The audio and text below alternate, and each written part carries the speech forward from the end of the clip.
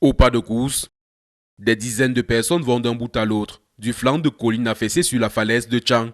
Pourtant, le 5 novembre dernier, le même exercice avait été fatal pour une vingtaine d'usagers de la route, engloutis à la suite d'un éboulement de terrain. Tous semblent bien conscients du danger auquel ils s'exposent. Non, ça m'effraie, mais bien sûr, mais quand c'est le jour, tu vas faire comment? Tu n'as pas de choix. Ton jour, quand Dieu a écrit que tu vas partir, tu pars. Nous sommes effrayés. Vu l'ampleur de cet éboulement de terrain, nous sommes très effrayés. C'est risqué de passer ici à pied, nous le savons. L'essentiel, c'est quoi? Entre perdre votre vie et chercher à passer absolument.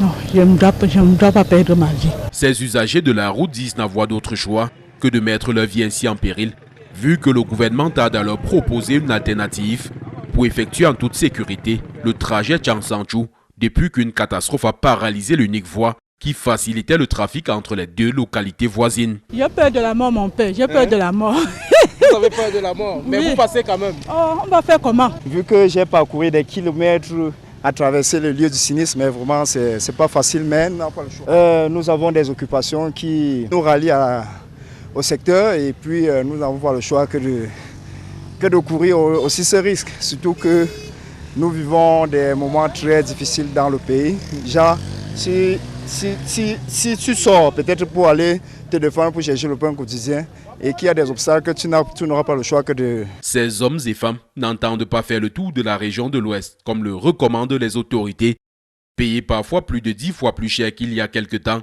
pour se rendre dans une localité située juste à quelques kilomètres. Nous pensons que le gouvernement va faire quelque chose pour gérer cette situation. Nous souhaitons que ce soit le plus tôt possible parce que la gravité et l'impact sont très importants dans la ville de Tchang où plusieurs activités économiques sont en stand-by. Vous pouvez vous-même voir le nombre de personnes qui cherchent à passer absolument. Ça veut dire que beaucoup d'activités sont bloquées. Alors que le Cameroun porte encore le deuil de la vingtaine de personnes parties tragiquement dans cette catastrophe, cette ruée vers la traversée fait planer le spectre d'un nouveau drame.